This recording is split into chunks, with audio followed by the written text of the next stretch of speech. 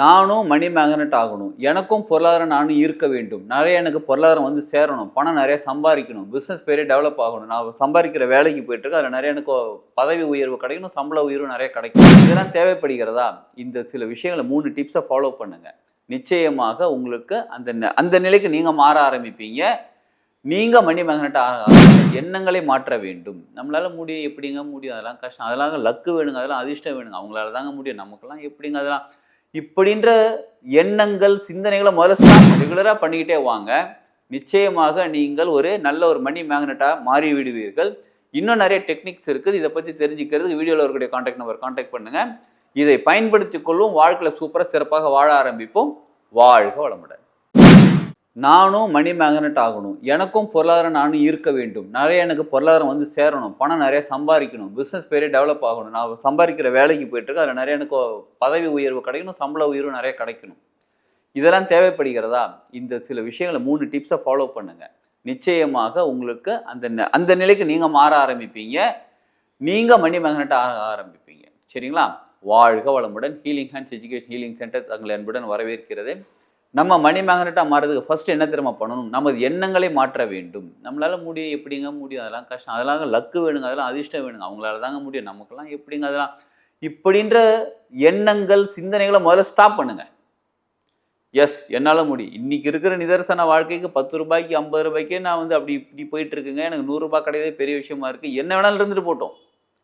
But ஆனா, S என்னால முடியும்ன்ற முதல்ல நம்பிக்கையை உருவாக்குங்க. உங்களால ஒரு விஷயத்த எண்ணத்துல கொண்டு வந்து வைக்க முடியல, சிந்திக்க கூட முடியல, யோசிக்கவும் கூட முடியல அப்படின்னா, அது எப்படி நமது வாழ்க்கையாக மாறும்?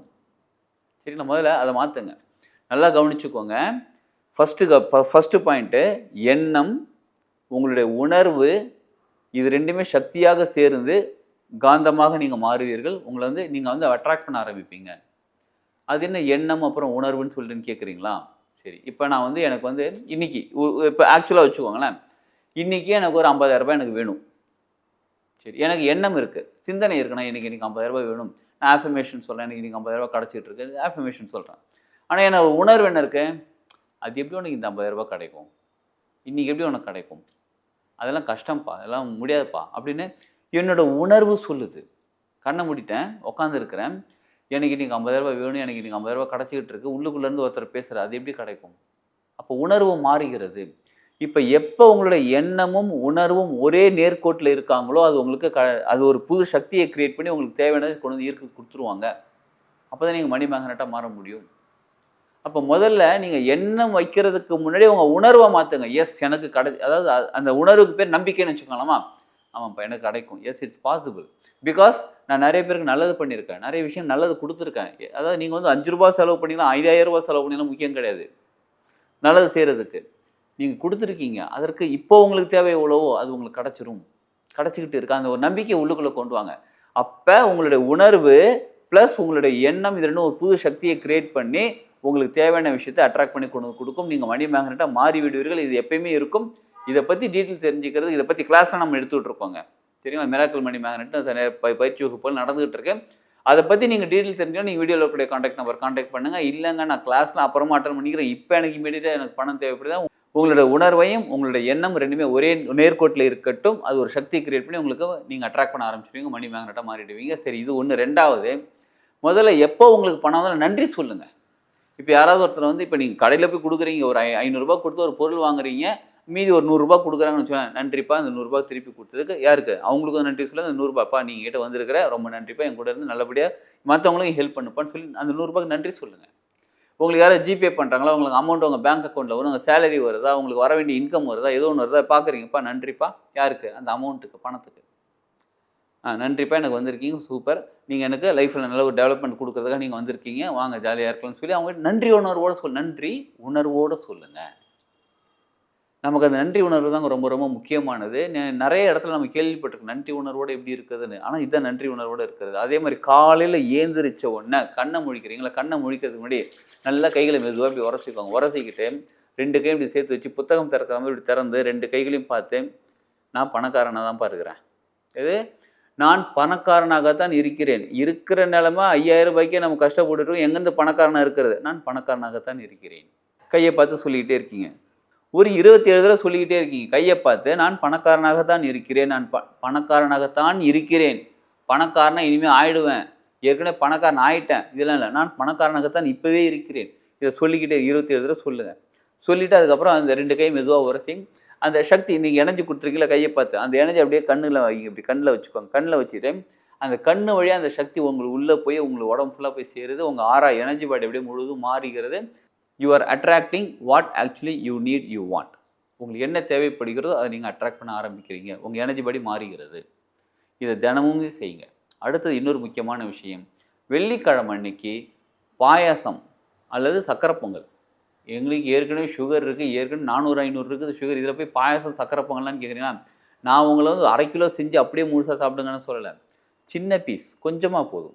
சுகர் இருக்குன்னா கொஞ்சமாக எடுத்துக்கோங்க, இல்லை நார்மலாக இருக்குன்னா கொஞ்சம் நல்லாவே சாப்பிடும்போது நான் பணக்காரனாக இருக்கிறேன், எனக்கு நல்ல சுகமாக இருக்குது, நல்ல ஜாலியாக இருக்கேன் லைஃப்பு அப்படின்னு சொல்லிட்டு அந்த உணர்வோடு சாப்பிடுங்க. அதுவும் முக்கியமாக முடிஞ்சால் கூட சொல்ல முடியாதுங்க, நிச்சயமாக செய்யுங்க.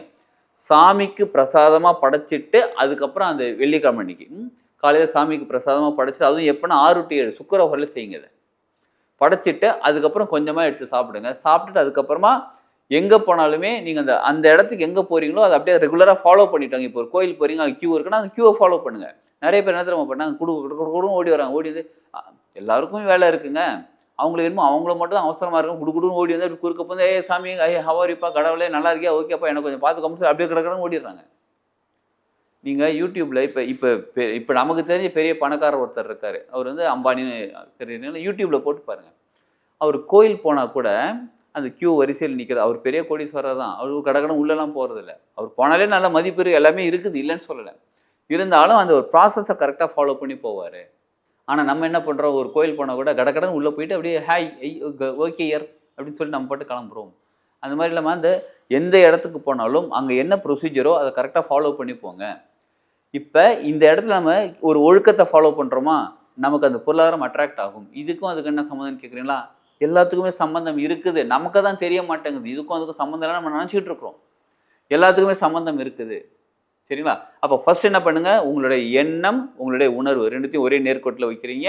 அடுத்தது நன்றி உணர்வோட எப்பயுமே நன்றி சொல்லிக்கிட்டே இருக்கீங்க. எப்போ உங்களுக்கு பணம் வரும்போது நன்றி சொல்லிக்கிட்டே இருக்கீங்க. உங்ககிட்ட செலவு பண்ணும்போதும் இப்போ நன்றிப்பா இவ்வளோ நாள் என் கூட இருந்தால் இதுக்காக நீ பயன்படுகிறேன்னு சொல்லி அவங்ககிட்ட கொடுங்க. மற்றவங்களுக்கு கொடுக்குறீங்க, ஜிபே பண்ணாலும் சரி, ஆன்லைன் பேமெண்ட் பண்ணாலும் சரி, நன்றி உணர்வோடு கொடுக்குறீங்க, நன்றி உணர்வோட ரிசீவ் பண்ணுறீங்க. அடுத்தது வெள்ளிக்கிழமை அன்னைக்கு சக்கரை பொங்கல் அல்லது பாயசம் காலை சுக்கர ஓரையில் அதுக்கு முன்னாடி செஞ்சு சாமிக்கு படைச்சிட்டு அதுக்கப்புறமா அதை கொஞ்சமாக கூட நீங்கள் எடுத்துக்கோங்க.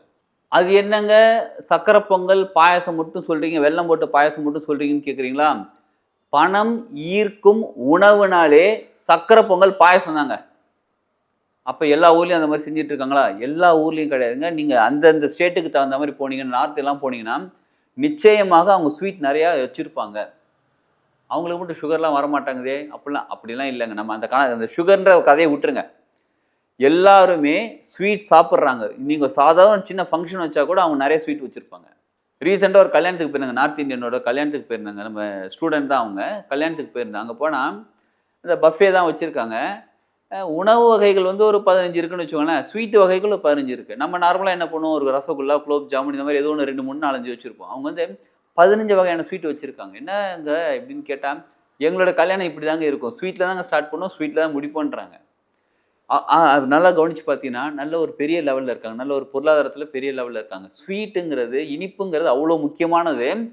நமக்கு கல்ச்சர் படி நம்ம சாதாரணமாக கோயிலுக்கு போனால் கூட ஃபர்ஸ்ட் என்ன பண்ணுவோம், சக்கரை பொங்கல் வைக்கணும்ப்பா அப்படி தானே சொல்லுவோம். அது நம்மளோட கல்ச்சர். நம்மளோட கல்ச்சரில் இருக்கக்கூடிய அந்த உணவு, அந்த ஸ்வீட் இருக்கு பாருங்க, அதை சாப்பிட அது செஞ்சு சாப்பிட நிச்சயமாக நம்மளோட பொருளாதார நிலை உயர ஆரம்பிக்கும்.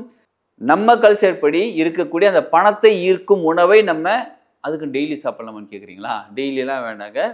ஃப்ரைடே சுக்கரவரில் சாப்பிடுங்க. நிச்சயமாக உங்களுக்கு அந்த பொருளாதாரத்திற்கு இருக்கக்கூடிய தன்மைக்குள்ளே நீங்கள் மாறி விடுவீர்கள். இதை ரெகுலராக பண்ணிக்கிட்டே வாங்க. நிச்சயமாக நீங்கள் ஒரு நல்ல ஒரு மணி மேக்னெட்டாக மாறி விடுவீர்கள். இன்னும் நிறைய டெக்னிக்ஸ் இருக்குது. இதை பற்றி தெரிஞ்சுக்கிறதுக்கு வீடியோவில் இருக்கக்கூடிய கான்டாக்ட் நம்பர் கான்டாக்ட் பண்ணுங்கள். இதை பயன்படுத்தி கொள்வோம். வாழ்க்கையில் சூப்பராக சிறப்பாக வாழ ஆரம்பிப்போம். வாழ்க வளமுடன்.